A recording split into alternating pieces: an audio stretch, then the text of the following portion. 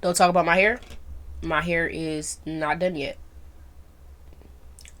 I don't care what you did. I'm sorry about what I did.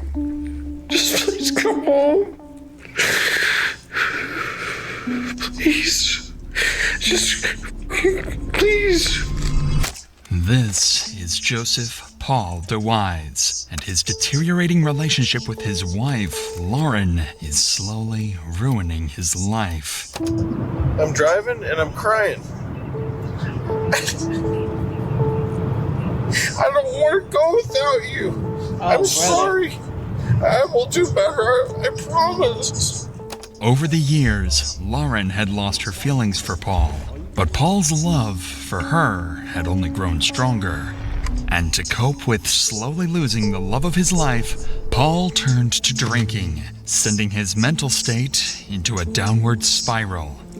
His love for Lauren would turn into hatred. And all of a sudden, you're like, oh, I'm just an innocent victim now. Just leave me. Why don't you attack me in front of the camera? Just leave Why don't you talk to me like you did a minute ago? And that's what this is about. And I'm angry. And it's hard for me to live with. Paul could only bear the pain for so long. His complex emotions turned into obsession, leading him to stalk Lauren, where he soon discovered she was going on dates with other men. You will meet somebody, they'd be so different, and then they switch. Like, and you never know. Enough was enough. Good night, Lauren. I hope you sleep well. On the night of January 7th, 2018, Lauren DeWise would be found dead in her bedroom. It was confirmed that Paul was responsible. I live at 1308. It's the next door neighbor. She just came over in hysterics and says somebody shot her roommate. What makes this case specifically so interesting is that Paul recorded his entire mental downfall, from the start of his issues with Lauren all the way to the tragic end. Oh, wow. For the past 6 months, I've worked with a handful of police stations, district attorneys, and news networks to gather the entire recorded life of Joseph Paul DeWise. This is his full story. Oh, brother. Been zooming in on his eyes and shit.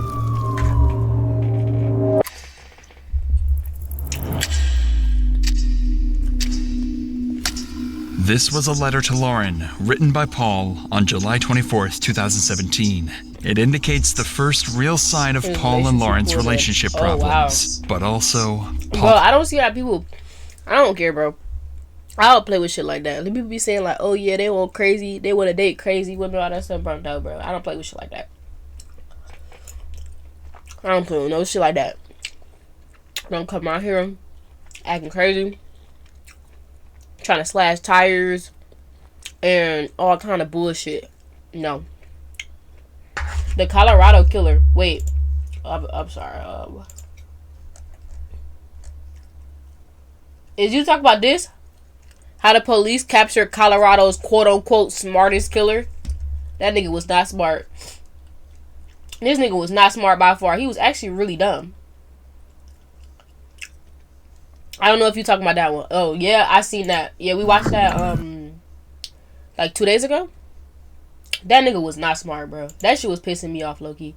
Bro, what made it worse about that whole situation was that they could have been solved that shit, but the police were putting off her complaints, talking about they building a file, and now this lady dead.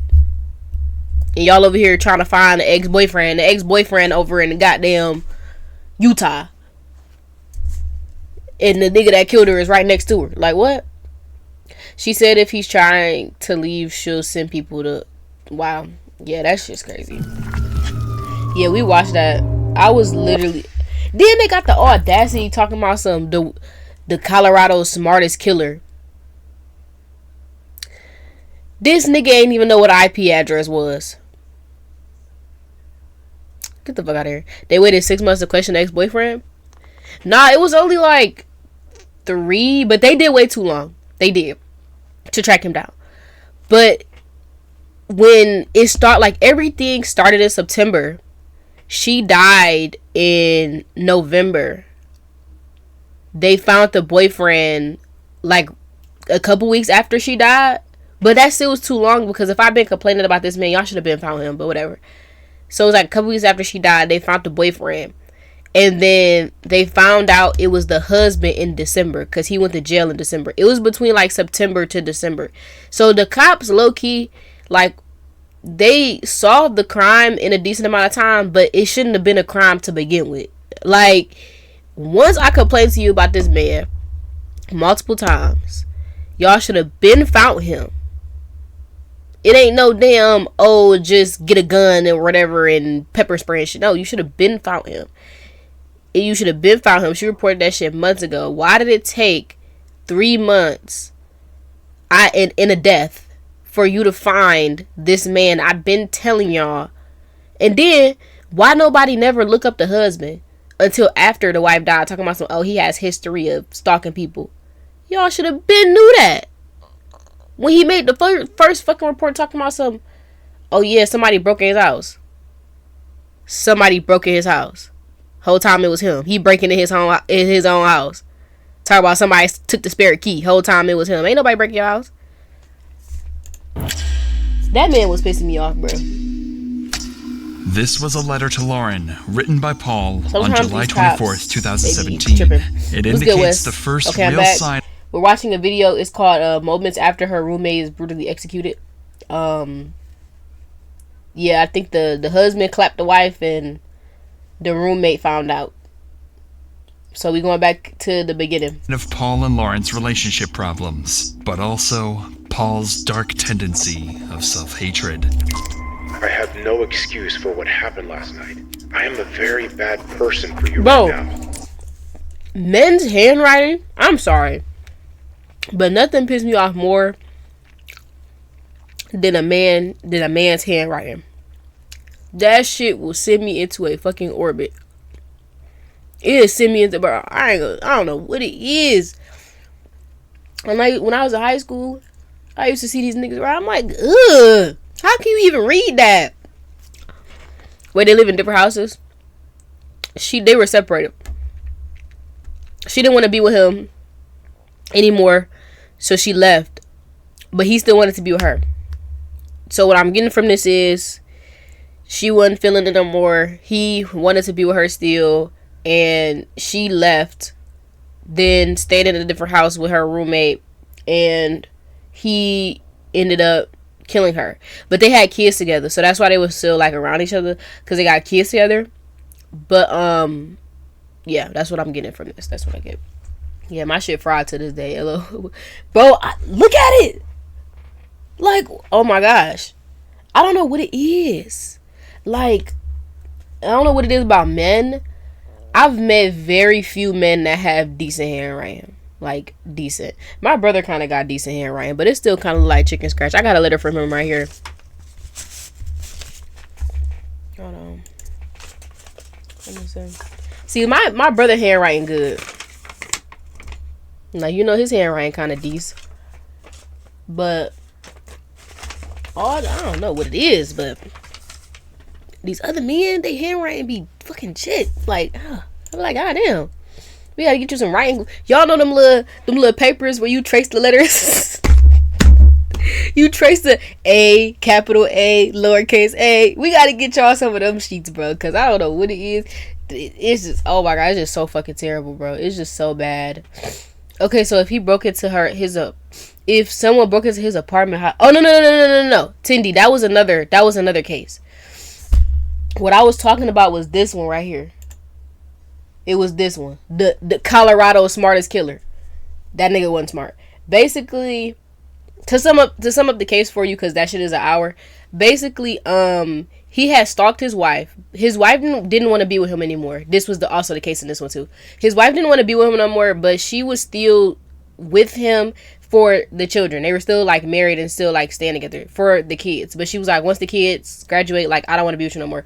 And he basically stalked her, pretended to be her ex-boyfriend, sending her threats. He called the police, basically saying somebody broke in his house, stole a spare key, whatever. Like, he was trying to conscribe this entire case against the ex-boyfriend so that when he killed her, they would pin it on the ex-boyfriend and not him.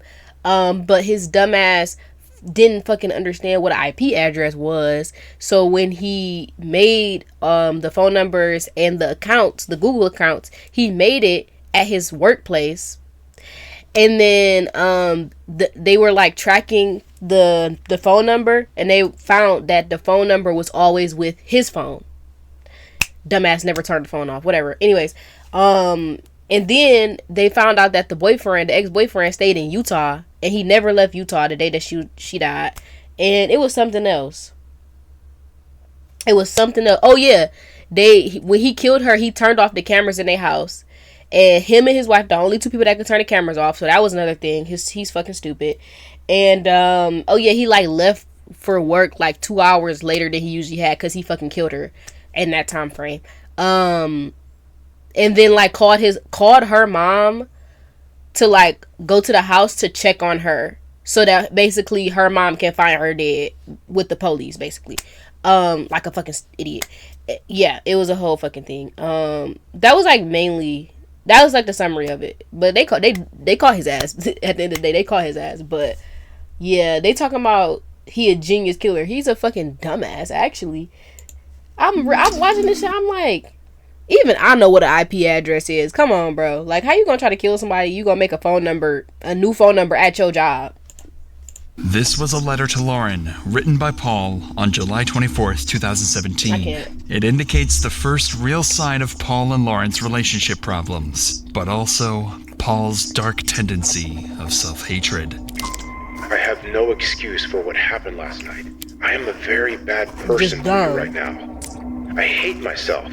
I do not deserve you. I have no reason to be loved by you or the kids. Oh, I ruin everything. You deserve some. This type of shit right here. You're getting involuntary admitted into a psych ward. Way better than nigga, right? Like they just learned how to. You see what I'm saying? Paul wrote this letter just hours after a heated argument with Lauren, where he lost his temper and screamed at her, all in front of their 3 children. This was likely one of many arguments that took place in the home, because after this incident, Lauren would leave their home, stating, "I'll only return for the kids." You should have took the kids. Looking at the letter, it's clear that Paul felt immense guilt for screaming in front of his children, perhaps even more than most would. And there's a very good... Oh, come on, bro. He looked like a Ted Bundy variant. I don't even know why she thought...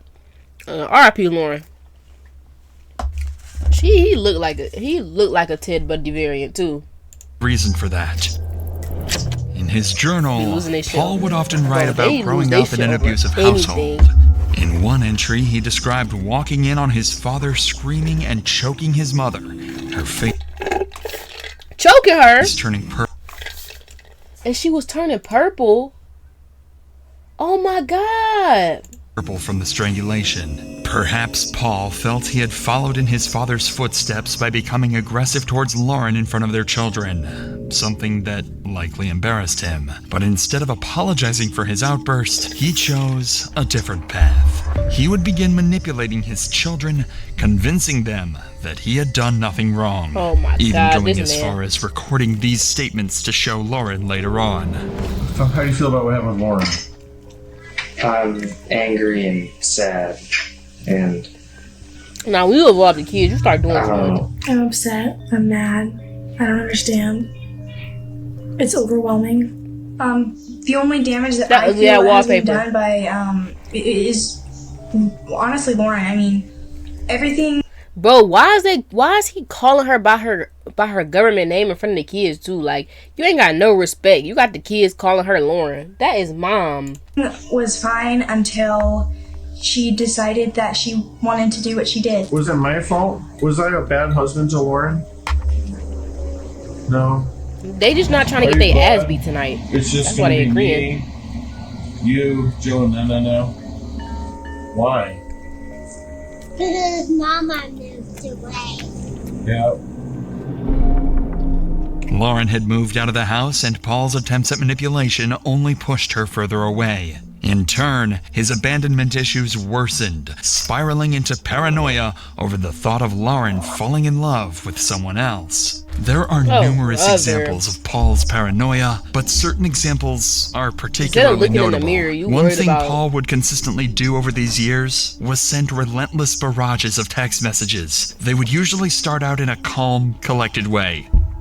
I respected you, and so did the community. Now you are someone else. You aren't building love in the family anymore. Mostly insecurity, and frustration, and sadness.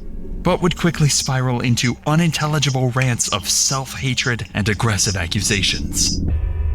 Now I am depressed again.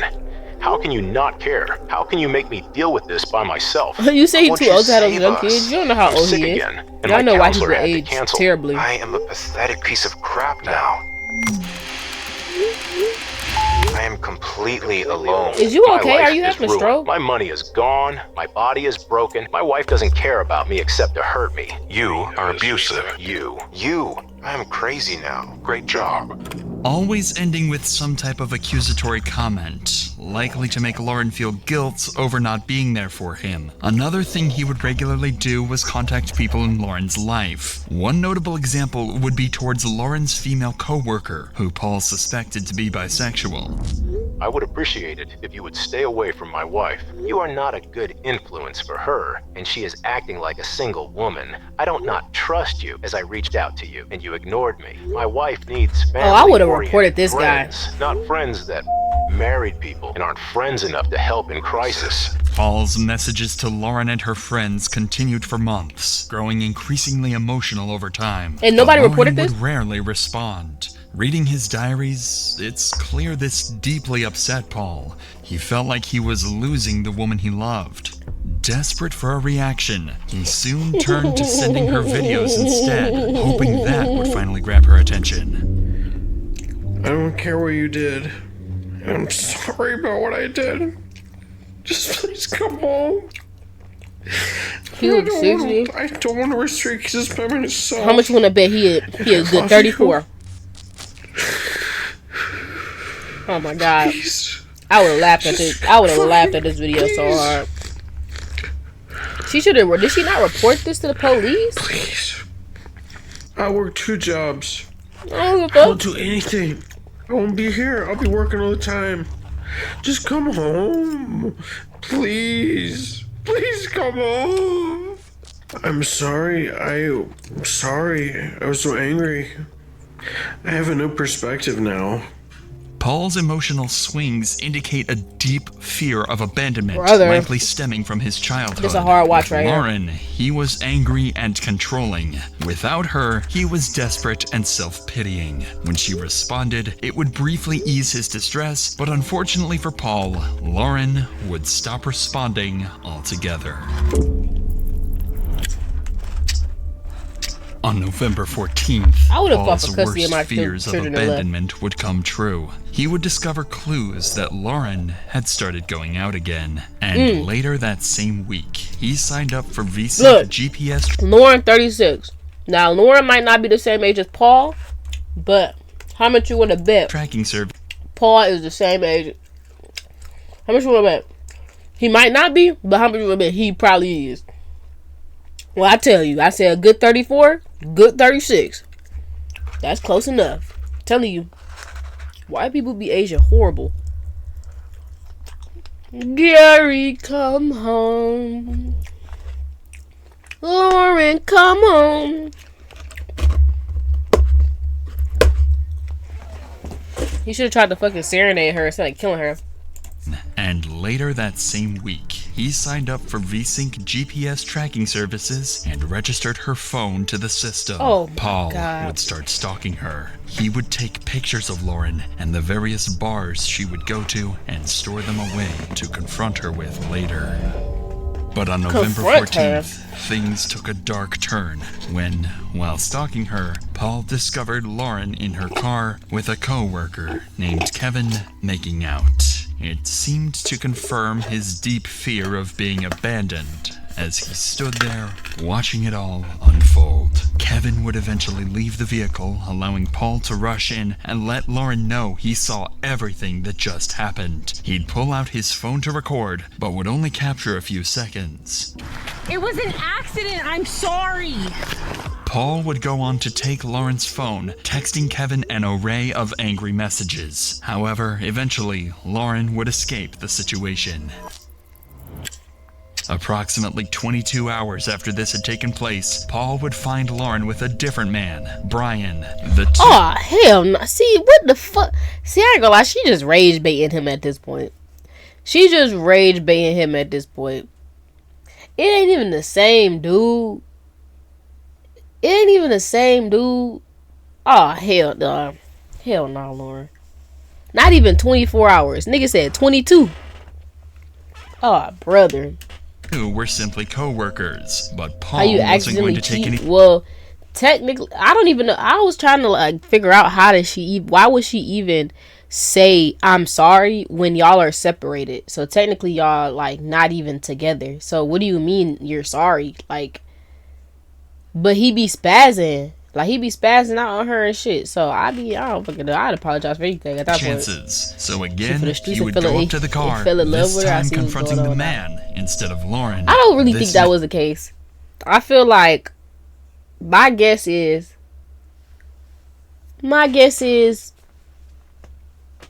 Paul, like, they fell in love with each other, and a lot of the time women do fall out, but he was abusive, so you can't even say that. Like, she probably was in love with him at one point, but then he started getting abusive, and she was like, bro, I'm not trying to be around this, and I don't know.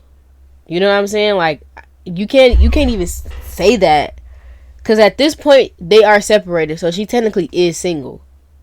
So I'm not saying like she don't got the right to talk to people, but why you with another dude 22 hours later? Like, come on, bro. And you know he be and you at your workplace, a different coworker, and you know he just spazzed out yesterday. You just rage baiting this man at this point. Like, man had absolutely no intimate relationship with Lauren, so he retaliated against these claims, if you ever in, even and I'm not punching here, Paul in the face. He do be tweaking. I would have been moved. Wait.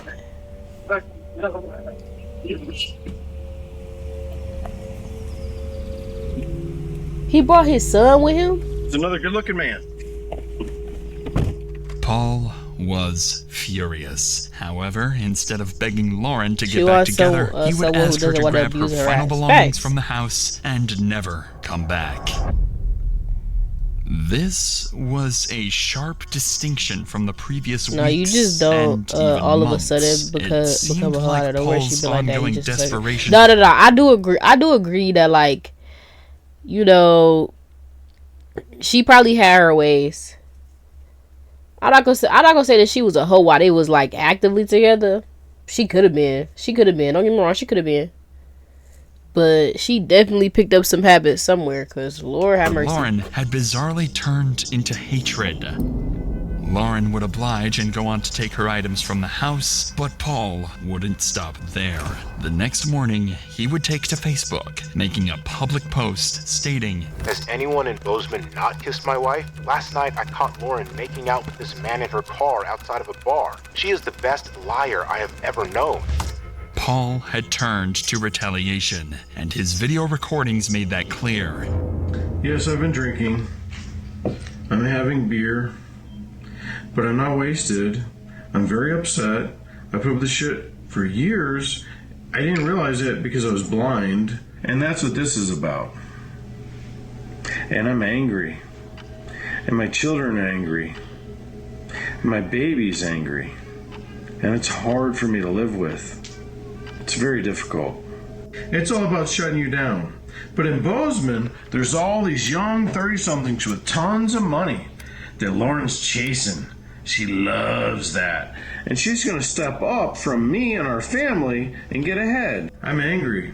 I don't want her to keep her job. I would like to protect the community from her.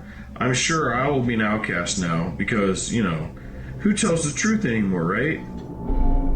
Paul continued to bombard Lauren with texts, stalk her, and most of all, fuel his chronic alcoholism, which only worsened his anger issues. At one point, even telling Lauren's friend at a local bar, quote, "I've killed people before, and I'm not afraid to do it again." What? This is why you gotta look people up, bruh. This is why you gotta look people up before you start talking to them. What you mean you killed people before? Yeah, I drink the water. I've been drinking water this whole time. I done drank water about 4 times since that hydrate. In Paul's downward spiral came in an incident completely unrelated to Lauren. While out walking with his daughter, Paul would begin threatening a homeowner whose dogs were barking at him from behind a fence. When the man confronted him, an enraged Paul pulled out a pocket knife and stabbed him in the hip. And Paul would record the entire event. Wow. We just got attacked by these people's dogs. This is my baby. Baby, did you think that dog was gonna get you? I did too. And then this man attacked me behind the dog after this woman. Baby, I'm sorry. Bro, white people, oh my God. I see why white people run Hollywood. Because they is the biggest actors. They're the biggest actors. Like, I withdrew my knife to defend myself against this man who took me down with a single leg takedown. As the last resort, when my back was on the floor, I struck up with the knife. I struck the man. They pulled the dog away. Now the dog is nigga, gone. why are you reciting this shit like it's a fucking Stephen King novel? I withdraw my knife and I attacked this man. Like, shut up, bro. We ain't trying to hear all that. You okay, baby? I'm so sorry. You stood here and antagonized. And see, still the aggression. You stood here with my baby. Antagonizing the dogs.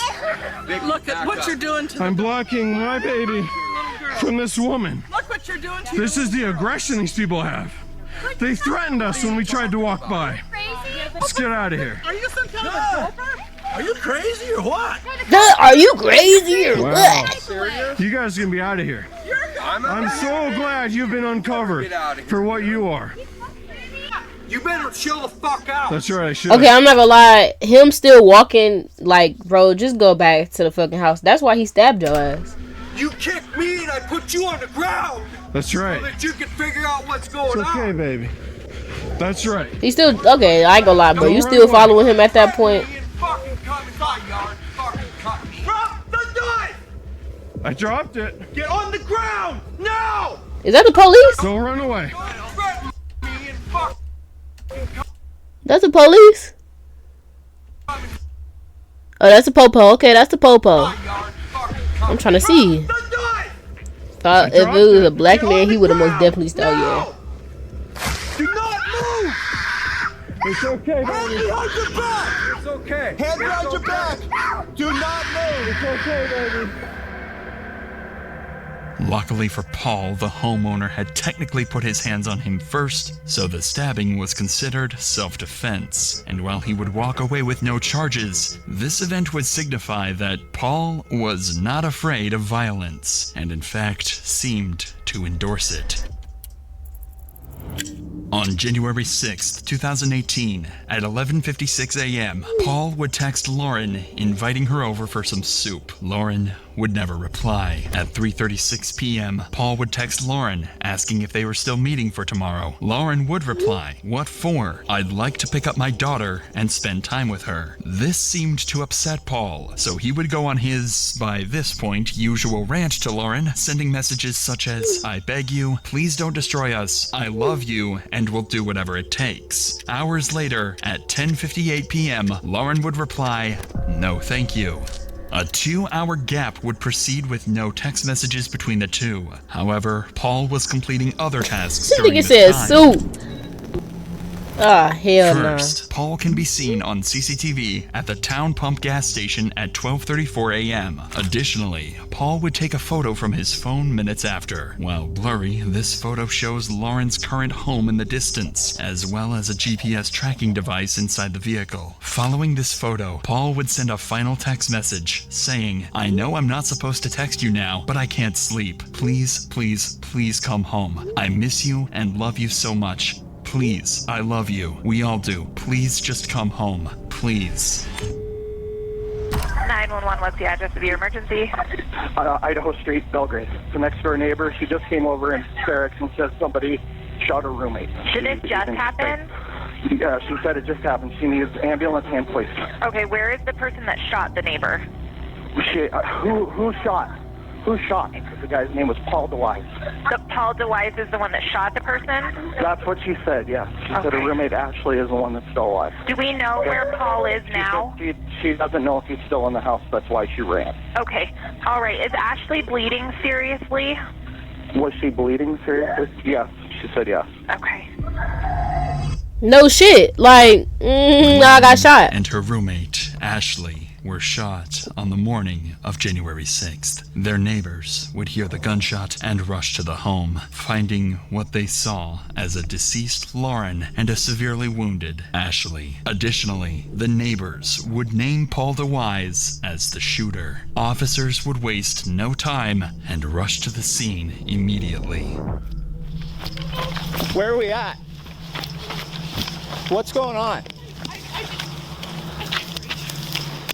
I stayed with friends last night, and I just came in and I saw that my back door had been broken in, so I went to the back and I could see footsteps in the snow, so I ran up to my room to see if my roommate was okay. I have two roommates. Okay. One of them is dead, and the other one is in her room and she's still alive and she needs help, but I ran because I didn't know if he was still in the house. Okay, so you don't know if there's somebody else in the house? I don't think so, but I don't know. Okay. Lauren looks like she's been in a while, but Ashley's asked me for help and I ran. Still not working. What's the street for this? Is this door open? Yes. Okay, so we have two people upstairs. Is that what you're telling me? Okay. Copy, thanks. But we don't know if there's anybody else in the house. Is that correct? Okay. Help Ashley. Okay. One apparent dead, one still alive. She said I ran out as soon as I saw that. I have no idea if there's still anybody else in there or not. Okay. Oh yeah, he got the blower. Okay. Yeah, if Paul was in there, he would have got his ass blew down. Yep. Belgrade Police! Police Department! Anybody inside, come out! I'm going this way. Okay. Oh yeah, he would have got his ass blew. Police! Oh my god. I'd pay Patreon to see that shit at this point. Fuck Paul, bro. Where are you at?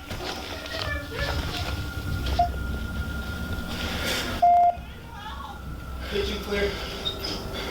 How many people are inside? We're making entry. How many people? This would piss me off if they don't just hurry in the house and save her.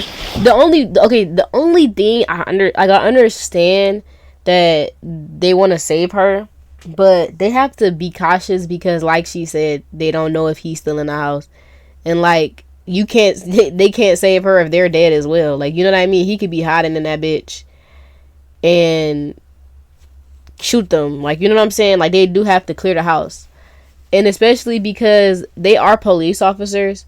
So technically they're not even supposed to do anything medical because they're not medically trained. Well, some of them might be, but they're not medically trained. So they still have to wait for paramedics. Like, they can't do anything about her like dying besides probably putting pressure on her wound. But I understand why they're doing this, like how they're doing it. Alright, please show me your hand. Especially since this just happened. But her crying, that shit, I would have rushed upstairs. I ain't gonna lie. I would have said, fuck it. Because he could be anywhere in there. Please! Please don't shoot me! Who shot you? No, please don't shoot me! I'm not gonna shoot you. Please don't shoot me! Oh my god. One female down. Is deceased. I'm behind you. Okay, we need medical in here now. Chat delayed. Hi, chat delayed. We're not gonna shoot you, ma'am. My name's Ashley! Ashley, what's going on? Who shot you? Nobody! Oh, what happened? I don't know! Please come here! Who did? I am the police! I'm the police, right here. Where are you? I'm right here. Can you see me? Where are you? I'm right here. Where? Ashley was temporarily blind, with a bullet wound to the back of her head and Oh my several God. others across her body. She had no idea where she was Oh, and wasn't even aware she that had been poor shot. woman. Are you the police? I'm the police, yes. Show me your face there. I'm right here. Can you see me? No. Can you see anything? No. No? No. Okay. Oh, that Right here. poor Can you hear me? woman, I'm bro. right here. Can you feel my hand? What? Please don't shoot me. I'm not gonna shoot you. Where do you hurt? I don't hurt anywhere. You don't hurt anywhere? No. Are you going to hurt me? No, I don't want to hurt you. Oh my God. Where's the coat? We're gonna That help you, poor Ashley. woman. And you know what's this was making it more like I'm not trying to say like Lauren's death was justified. It was obviously not justified, but what's making this worse for Ashley is the fact that like she deadass didn't have anything. She didn't have anything to do with Lauren and Paul. Like nothing at all. She didn't have nothing to do with Lauren and Paul's relationship, and she still got fucking shot, bro. Like that's why you gotta be cautious about who you be friends with. Like I ain't gonna lie, shit like that. That's why you gotta be like.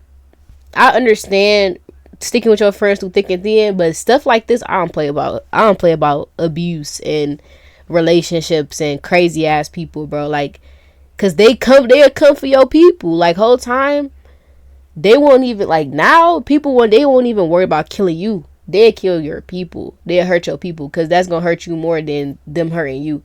Now in this case, he did kill Lauren, but still, like, you know what I'm saying? That shit kind of fucking suck. Like I can't even be friends with your ass because you got this crazy ass husband and your ass ain't telling the police shit. Well, we don't know if she ain't telling the police shit, but they ain't saying that they had anything. But no, Lauren is dead. And you said chat is delayed. I don't know. I don't think chat delayed for me. Chat ain't delayed for me. Yeah, that shit speedy than the motherfucker. Yeah, it ain't delayed for me. You might gotta refresh, my brother. But yeah, Lauren is dead. And Ashley, who's their roommate. She had two roommates. Ashley and Andrea or something like that. I don't know the other girl name.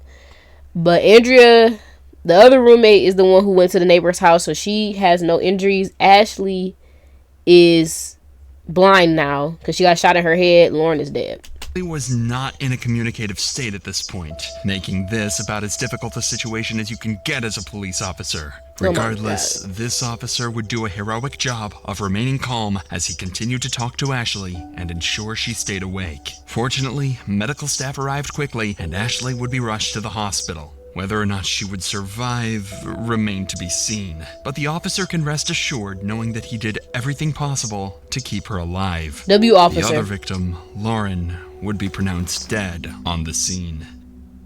Oh my God. While this is devastating, another problem still had to be solved, and solved fast, as the shooter had not yet been located. You got the garage cleared? Yep, he cleared the garage. We got tracks everywhere. Can you move that bed frame or the mattress? Clear. Got a man door. Can we go out that? Yeah. Okay. He got the blower. Oh my God. Clear. We're clear? Is there tracks going over the top of the fence or anything? No. Negative. How about this way? There's tracks going around that way. Okay, is our gate open? The house was clear, meaning whoever killed Lauren had fled immediately. And while he may have gotten away, several clues would be left behind. The most obvious being a trail of bloody footprints leading from the east side of the house over to the back door. At the time, this was a small, irrelevant detail. However, this would become one of the leading pieces of evidence to solve the case later on. By nothing short of a miracle, Ashley would survive the brutal attack. She would undergo multiple emergency surgeries, fracture treatments, and blood transfusions. This was a blessing for not only Ashley and her family, but for the detectives working on the case.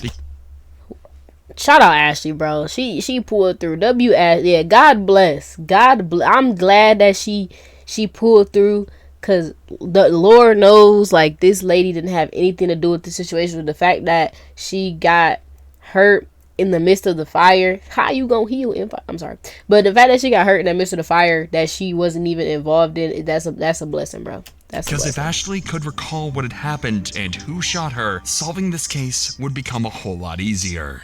But before we dive deeper into the case, let me tell you about today's... No, don't be trying to give me no ads. Fuck all that. Recovered from her surgeries, detectives would sit down for a formal interview. The goal of the interview was to help her recall crucial details about the incident by asking specific, targeted questions, in hopes of triggering memories that might have been buried due to the trauma. So obviously, you know, we're here to talk to you. Yes, I do. And I know this is kind of a tough question, but can you tell me, do you remember anything at all? When I got shot? Mm-hmm. No. No, I do not remember being shot at all. Well, yeah, you're a lucky gal, but everything that I've heard, you're a fighter. It's a miracle I'm alive. I thank God every day. It's really a miracle. It is. The detective would continue asking questions for another 30 minutes, but unfortunately, Ashley was unable to answer anything whatsoever. Again, officers were left confused as to who this killer was and why this happened in the first place. Due to the lack of physical evidence, detectives decided to talk to more witnesses in order but then the roommate say it was Paul. Like, why y'all not looking for that nigga? Come on, bro. Determine a primary Step y'all suspect. step. Audria, the neighbor Audria's her who called for name. help, had I was reported close. Paul as the potential killer Okay, there during you the go. 911 call. So with this in mind, officers decided it was imperative to speak with Audria to better understand why she would make these claims. And she would waste no time letting officers in on Lauren's abusive relationship with Paul. We went golfing once this summer. Okay. Well, she actually had worked out at my gym. I'm a personal trainer at Big Sky Barbell, and she had come in one day and I saw a bruise on her, and I remember saying, dude, what happened to your leg? And she said, I just ran into something, and I said, 100-mile-an-hour softball? What happened to your leg? She just dismissed it. A couple months later, we were golfing, and she said, they had lived here about a year, and she said, I can't believe I've never told anybody this, but I think I need to leave Paul. He beats me all of the time. Mm-hmm. And I used to contact me every day, and one day would be, you ruined my life, to, I can't believe you're helping my wife, to, I'm so sorry, this is all my fault, this has nothing to do with you, you did nothing wrong. I mean, he's got a schizophrenic chain of messages that I never responded to. Anyway, yesterday, it's actually been fairly close. She went over to his house for their daughters. They have a 3-year-old daughter. Damn, she died on her daughter's birthday. Oh, her birthday was on a Thursday. But after, damn, bro, what the fuck is wrong with these people? Was well aware Paul was an abusive and psychotic husband prior to Lauren's death. Oh my God. Based on Audria's claims, her suspicion of Paul's involvement would only grow stronger. I left last night around 9. She had just gotten out of the bath, and she had actually said something to me like, I'm just so happy here. I feel safer than I felt. Aw, damn. I left around 9:30, and I got home this morning. I got home around 8. And when I walked in, I looked down, and in my back door frame, 2 pieces of wood were laying on the floor. And I ran upstairs to see if Lauren was okay. She was not okay. I literally the door had been propped open, and she always slept with it. And it wouldn't open. I walked up, and I could see her laying there, so I didn't walk it all the way in her room. I just looked at her and was like, so why was Paul stuck with the kid? I think what it was because I think Lauren just didn't have adequate housing, so she didn't want to take the kids until she could find good housing, which is understandable. But I don't get no fuck, bro. I'm taking my kids, especially if you say if you're I'm not saying that he would ever abuse the kids, but if he abused you, he'd abuse them damn kids. I would have took my kids. I don't get no fuck. I don't care if we gotta be on the street, bruh. I'm not leaving my kids with no goddamn body that hit me. That's fucking crazy. That's fucking crazy. She immediately called my dad when I was there, but I didn't even. He'd never see his kids ever again, bro. Ever. Like a bicyclist pulled him over and cut him off. She's a fucking good one, cause oh my god, he would have never seen them. He got banned from Airbnb. He pulled up his Airbnb gas. What? Yeah. Based on Ashley's claims, Paul was not only an abuser, but also notoriously threatened people with the same weapon used to kill Lauren. It was becoming more and more clear that Paul was who detectives ultimately needed to speak with. So who Safely getting Paul to the police station. So nobody's reporting this man? Was something that needed to be done with extreme precaution. Whoever killed Lauren was armed with a .22 caliber pistol, and if Paul was responsible, a dangerous scenario could could occur if police contacted him directly. So, in order to safely secure him, officers devised a complex plan for his arrest. Paul's house would be heavily surveyed the day of the arrest. The moment Paul left his house, the surveillance team would notify the arrest team of his direction of travel. In order to leave his neighborhood, Paul would have to exit either to the west on South 19th Avenue or east on South 3rd Avenue. Units would be blocking both streets, and a high-risk felony stop would be used to take DeWise into custody. With this plan, officers were granted an arrest warrant for Paul. Now, what if he went the other way? The operation would go underway. At 9 a.m. the next day, Paul would exit his house in his Chevrolet Suburban. He'd turn west onto South 19th Avenue, where an officer would be waiting for him, and quickly pull the vehicle over. Okay, open up the door. Keep both hands up. Outside. Imagine that nigga booked it on the snow. Get out. Car about to start stuttering. Hands up. Hands up. Walk over here. Turn around. Look away from me. Walk backwards. Keep coming. Keep coming. Stop. Get on the ground. Get on the ground. Do not move. Do you understand me? Oh yeah, they gonna fire your ass up. You move. Take him to the back of my car. Send your ass straight to oblivion. He dumb as fuck. The plan had worked perfectly, and Paul was quickly brought to the Bozeman police station for his first formal interrogation. At this point, Paul knows exactly Yo, W motherfucking car with that goddamn cross. Whoa, whoa, whoa, whoa. Damn, I haven't used my Prime sub this month. Damn, who should I give my Prime sub to? I haven't you just reminded me. I have not used my Prime sub. Who should I give my Prime sub to? Let's see. Let's do.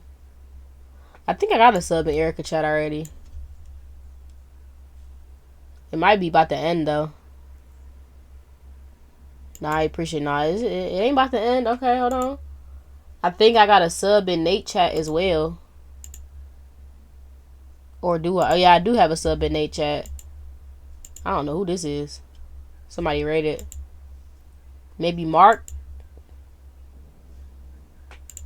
or Trey. I got a sub in Noah chat.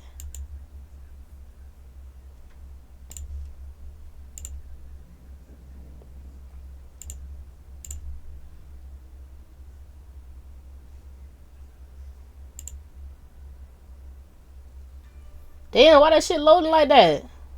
There we go. There we go. Come on. I'm glad you reminded me, bro. Murdered. He also knows that, logically, an innocent man wouldn't have that kind of information in the first place. What makes this interrogation particularly interesting is that, despite knowing this, Paul subconsciously steers the conversation towards his wife. You know how he get. Oh. Yep. My name's Justin. I'm with the Belgrade Police Department. Okay. I thought you had your... Remember, at this point, there has been no mention of Lauren whatsoever. What do you do for work? I've been a stay-at-home dad for quite a while. Man, it's the hardest job there is. Had a couple of accidents, and we ended up switching roles and ended up staying home. Stay home dad my ass. You a fucking bum. Yeah, we're going through transition right now, though, so... Is that right? Yeah. So... What kind of transition? We're separated. Oh. Yeah. And in fact, she was supposed to get a baby today. Oh. So it's been tough. I hurt my knee back in June, and we had a lot of problems since then. Come on, man. Come on, man. You know for a fact that they know that she is dead. And you want to know why you here? Because they know you did it. So why the fuck you sitting up like, oh, she's supposed to get the baby last night? Shut the fuck up. Stop pissing me off, bro. This man getting on my nerves. I need him to go to jail today, right now. Like, what? Yesterday. He needs to be in jail yesterday. And it's just, It's just what did I miss? Nothing problems. really. They just caught The him. detectives still haven't mentioned Lauren. I've had a bunch of injuries in the last few years, and she's pissed off at me about that. Was it work related? What did you do before you stayed at home? Well, I was a school teacher for 15 years. A school teacher? Before I moved to Montana. Aw, don't stress him around no kids, At bro. school, Florida. His violent ass. Mm-hmm. Okay. So I have a biology degree. Yeah, that's how my wife and I met. Oh, really? Yeah, we both taught next door to each other. Yeah. Damn. She liked my coffee. He loved bringing her up, Once bro. again, Paul brings up his wife unprompted. While this is interesting, it's not enough to serve as evidence, so the detectives decide it's time to apply more pressure. So, the reason that I wanted to talk to you is there were some issues that happened over at Lauren's house this morning, and I just kind of wanted to touch base with you to see if you were over there at all. If he about to be like, no, I wasn't over there. Kind of where you. No, don't ask me what happened. Don't ask what happened. Do you know anything this morning, first? that kind of thing. What happened? Well, someone broke into the back door of her place, and so from what I understand, you guys were separated and working on a divorce. Okay? That's kind of Nigga, you know she not okay. where we're at. Is she alright? Well, not really. She isn't. Well, You tell me. The person that came in ended up shooting her. So. She's dead? Yeah. So. Oh my god. So that's why we're talking to you, because you guys are going through a divorce, and from what I understand, and we need to kind of figure out what's going on. This is news to me. I don't know anything about it. Bullshit. Well, let me just say right off the bat, regardless of your relational issues, I understand. I love her. Lauren's very important to you. I love her. And I'm so sorry that you're going through this right now. This place. They be acting like I'm telling you, bro. But I'm telling you, white people, once they are born, they should automatically be enrolled into an acting class, Hollywood art, something, because this is ridiculous. Why somebody lie while you yo, that you see what I'm saying? And that's why I couldn't be a detective, bro. I couldn't be a detective. They'd be like, interview this man. We literally got you on camera. On camera. Like, imagine you got somebody on camera killing somebody and they sit in your face line talking about they weren't even there. They'd be like, yeah, bro, it wasn't me. I don't even know what happened. Bullshit. Bullshit. Look at this. Flip that. Boom. I would have slid the goddamn whole video. That ain't you. No, that ain't me. Zoom in on the face. That's not you. Like, bro, this shit would piss me off so bad. I didn't do it. We gotta look at the big picture. Say you did it. Never do anything. I'm asking you to give us any information that you can about anything, whether it was you or not. It's hard to tell whether Paul is genuinely anxious over his wife's passing, or if he's simply putting on a convincing act, panicking, not over grief, but over the realization that the detectives are closing in on him. Notably, Paul would quickly regain his composure and instead redirects the conversation towards Lauren, quickly painting himself as a victim of her actions. Hands are tingling. You know, I've been having panic problems. I never had it before. Never. I didn't know what a real panic attack was like. Just since you got here? No, since we started going through this crap. You know, it started in like July. She's going through like a midlife crisis, and you know, she's staying gone. She's coming home late and drunk. I caught her cheating. Yeah. 2 days in a row with two different people. Y'all weren't together at that time. In the car, you know, and the second time I asked her to leave. While Paul may think that painting her in a bad light is a smart move, in reality, it only establishes that he had a strong motive for revenge. Bro, killers don't understand that, like, everything that you say everything that you say about the victim is going to make it, like, they're going to make it a motive, bro. He's dumb as fuck. At this point, the detectives decide it's time to start constructing a timeline, hoping to pin Paul to a version of events they can systematically dismantle. So, is there anything you can think of? Anything that would help us at all? I can't think right now. Let's just start with a basic timeline. So start with, let's say, what you do during a normal day. Yesterday was Saturday, right? Right. So when you woke up, were your other kids already awake? No. Were they all three still asleep? Or you said Jennifer? Jennifer woke me up. Okay, but the teenagers were in bed? Mm-hmm. That's what teenagers do? Yeah. Yeah. That's about it. Nothing exciting. I mean, I was just in my chair all day. Okay, so you didn't I think go to Walmart or go out to eat or anything like that? No trips outside? No, didn't go anywhere. The detective asks this question because they have CCTV footage placing Paul at a gas station at 12:34 a.m. By outright denying that he left his home, it's clear. That's what this is what I'm saying. This exact thing right here. They'd be like, so you ain't left the house at all today? Nah, I ain't go nowhere. So you ain't go nowhere? Nah, I ain't go nowhere. So you ain't go to the gas station at 12:34 p.m. I mean a.m. Nah, I ain't go to the gas station. So this not you on this camera. Like, literally, that's how I would be. Oh my God, I'd be so livid, bro. I'm literally watching you lie. I'm literally watching you lie. Paul is lying. However, when detectives ask the question minutes later, Paul realizes they might be setting up a trap and changes his story. You got it. So if I'm understanding you correctly, you didn't leave your house pretty much at all yesterday? Mm-hmm. Not last night? Mm-hmm. Certainly not after dinner? Mm-hmm. What time do you think you went to bed? Fuck, dude.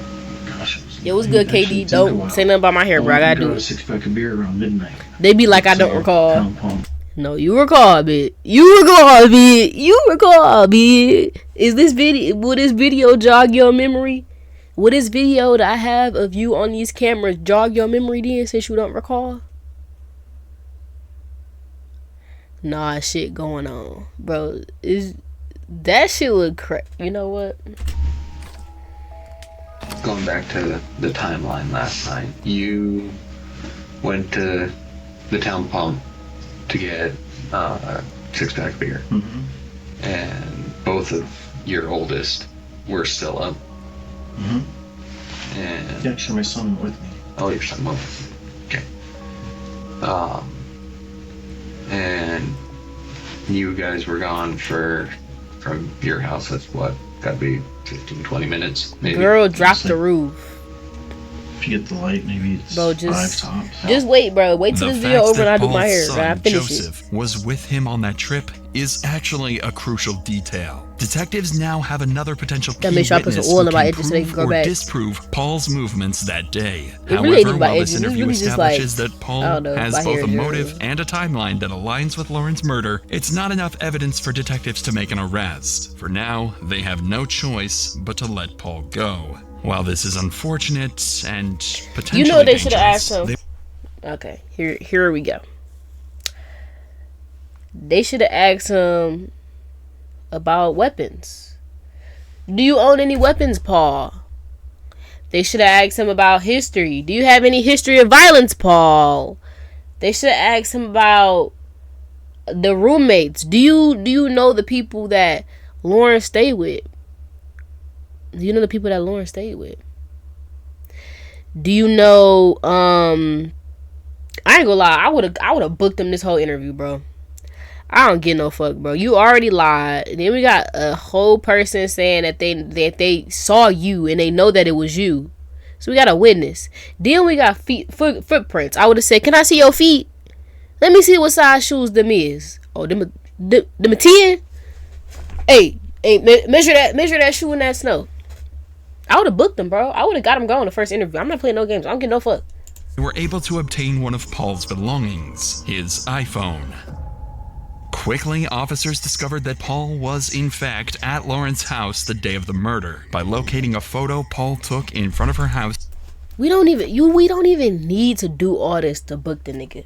We don't need to do all this to book the nigga. Just hours before her death. By combining Paul's claim that he was with his son that night with phone data placing him at Lauren's house, a crucial question can be made. Did Paul's son, Joseph, also go into Lauren's house the night she was murdered? If what Paul said during the interrogation is true, then Joseph should have been with Paul the entire night, which would include going to threw his Lauren's son house. under the bus. This is a question that detectives Terrible father. needed to solve, and solve fast, as both the potential suspects are roaming free and could cause further damage if the case were to come to a standstill. So, a few hours later, Paul's son, Joseph, would be brought to the interrogation room. The plan for this interrogation was very Do they know that their mother straightforward. is dead? Simply get a timeline for where Joseph was the day of his stepmom's death and see if Joseph will admit to him, or at least his father, going to Lauren's house that night. Let's chat, man. What was this? There's all kinds of chitter chatter out there.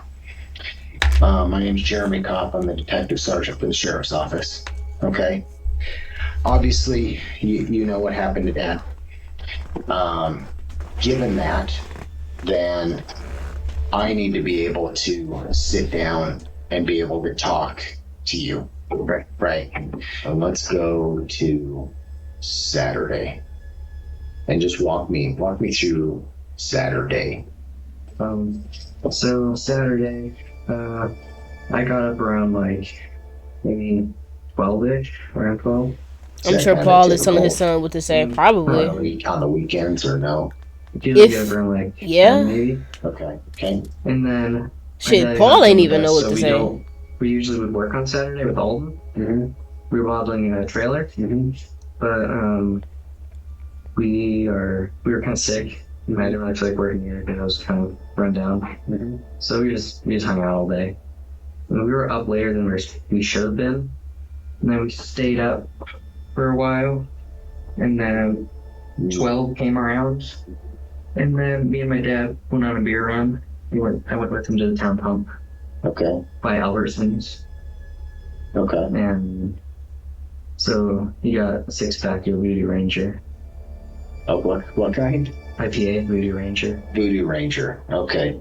Joseph's timeline is almost identical to that of both his father and sister, who was also interviewed. This is troubling because the detective knows the story is a lie. At some point during that time frame, Paul went to Lauren's house. That means someone isn't telling the truth. The detective would notice this and pivot, starting to ask some more direct questions to Joseph. Did you go? I just go with him, with you guys. Yeah. Do you hang with your dad quite a bit? Yeah. You and your dad pretty tight? Yeah. So we just... Fair enough to say. Whatever we do, Okay. And then we came back to the house. And then Natalie was up till around 11. 1. Okay. Baby went to sleep around like 7:38. So you don't recall hearing doors or anything open when you go to bed? Right. Nobody contacts you or anything. Okay. Despite the detective's tries, Joseph doesn't seem to budge on his story. Additionally, the suspicion that he could have been implicated in Lauren's murder at this point is fairly long-winded, so the detective decides it's best to not confront Joseph any further until more factual evidence can prove I ain't gonna lie. he's lying. I mean, Luckily, I'd let the son. that evidence wouldn't I don't take know, long like. to present I itself. don't think the son would have did it, cause Remember if, the I don't bloody know. footprints found in the snow in Lauren's backyard? Well, a few days after the initial interviews, detectives began analyzing the footprints to try and determine who they could be from. A few days. Y'all should have been doing that shit the same day. Detectives noticed there were 2 shoe prints in the snow, one noticeably larger than the other. Aw, he meaning was 2 there. people were implicated in Aw, Lauren's murder. brother. One with bigger feet and one with smaller. When the prints were further analyzed, Man, how the fuck I know his exact shoe size? I really said, is that a size 10? He wore a 10. Yo, I ain't gonna lie. I gotta stop, bro. I gotta they stop, were bro. confirmed to be from 2 different shoe models, the Walmart Interceptor boots and the Merrill Reflex. And if we take they a know look your at exact photos of shoe. Joseph taken from Paul's phone, we can see that Joseph would commonly wear the Walmart Interceptor boots. What if it was both of them? I mean, at this, he was definitely there. Look at the CCTV from the Town Pump gas station, we can see that Paul was wearing the Merrill reflex. Paul had undoubtedly killed Lauren, and Joseph had come along with him. Detectives realized that Joseph was the key to all of this. He had been there with his father when Lauren was killed, and now they were certain of it. In his last interview, Joseph had stuck to the same timeline as his father, a timeline that investigators could now prove was a complete lie. With this leverage, detectives believed that with the right amount of pressure, they could what did I prove tell Joseph you? and force him to confess everything.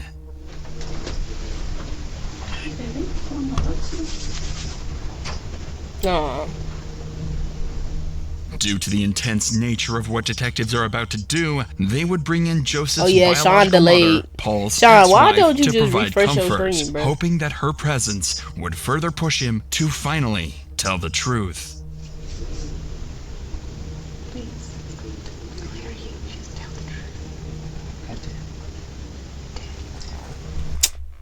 Bro, you need to go with your mama. Why is you with your aggressive ass father, bro? Oh my god. Yo, what's good, Lisa's?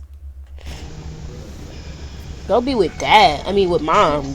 Get away from. You should have got away from dad, bro, before he got you in this mess. So, Joe, yesterday you and I kind of talked about what everybody. I was thinking that, but on Saturday, bro, leave me and my hair alone, bro. well, I got a fact. We can dish. And Dad, baby, and Natalie were already up. And we were seeing living. It's still delayed. Daddy's in his No, chair. exit out of Twitch and clear it.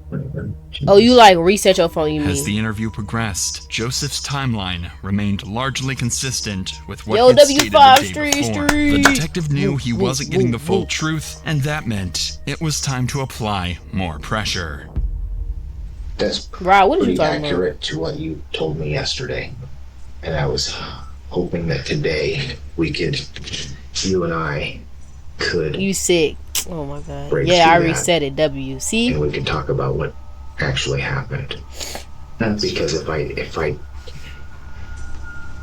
I can't get you to be honest with me, I can't help you. But I'm not willing to give up on you. Fiverr? I think that we can get through it. I can see the weight on you. And the only way I can help is if you and I are honest with each other. Joe, I can't help.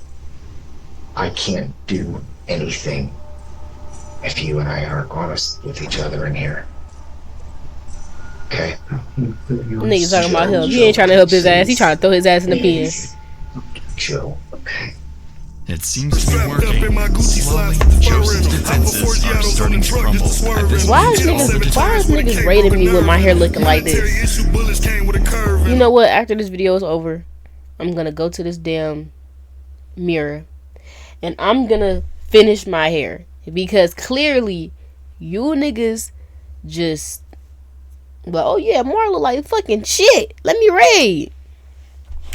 Slowly, What's good, Saint? How you doing? Are starting to crumble. At this point, all the detective can do is sit with him as the reality of the situation closes in. Your dad took you. I've been chilling, you know. I gotta clearly finish this He wasn't alone. now. You stupid ass.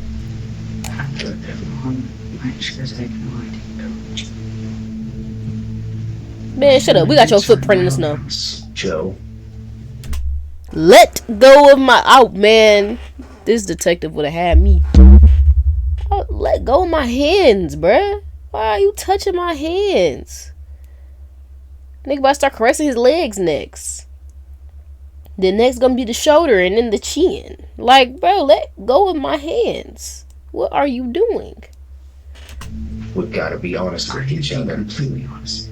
Yeah, that's kind of sus. How did your Like, why are boots you touching my hands? that are at your residence, those same prints end up at the crime scene?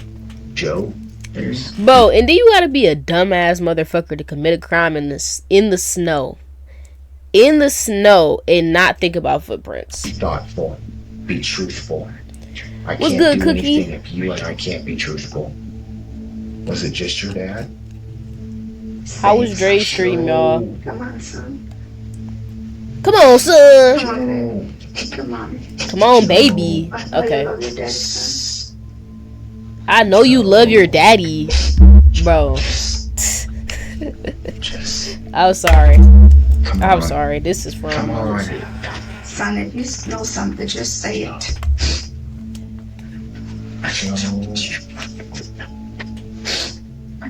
When did he leave?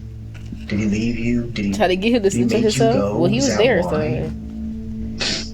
Did you go to? Damn, they Was fucking. it was before the beer, and then to the beer. Joe, help me understand.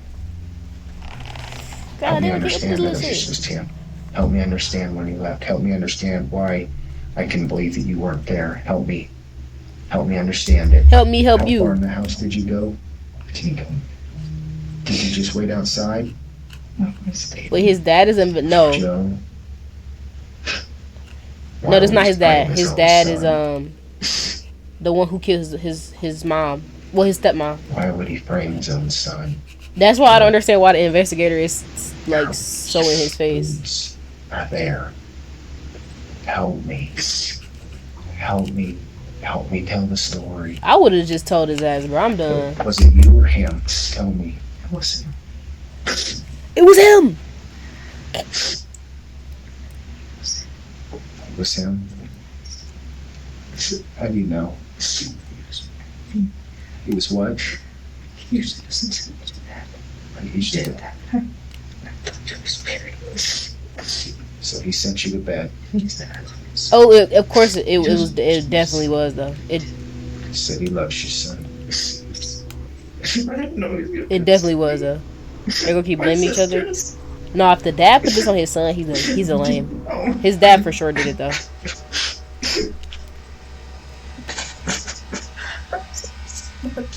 This poor kid. The pressure had broken Joseph. After relentless questioning, he had finally come clean about what transpired mere days earlier. Months later, we know it when was the your dad, detective recounted this we know moment it was with him. Joseph, he would burst into tears, Like, overcome by the man. weight of the situation. Daddy already got an abusive past.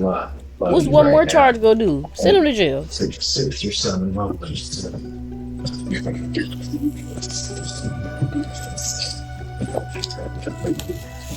Sorry. Not my fault for letting you go. You couldn't be with me. The detectives had what they wanted, and there was nothing left to do but finally wrap this case up. Thank you.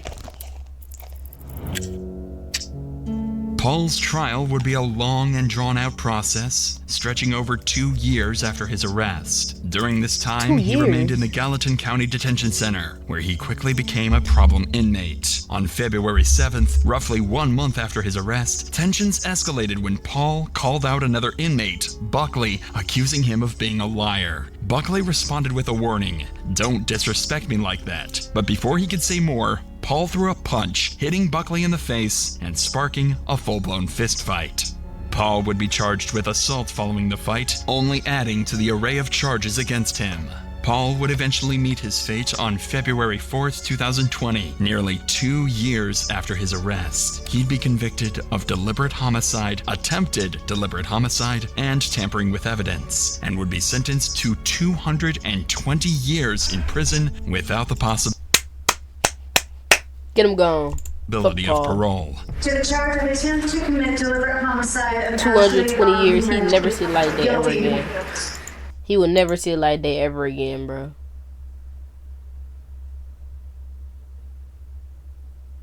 Oh my God, bro. Jesus Christ, he will never in life see the light of day, bro.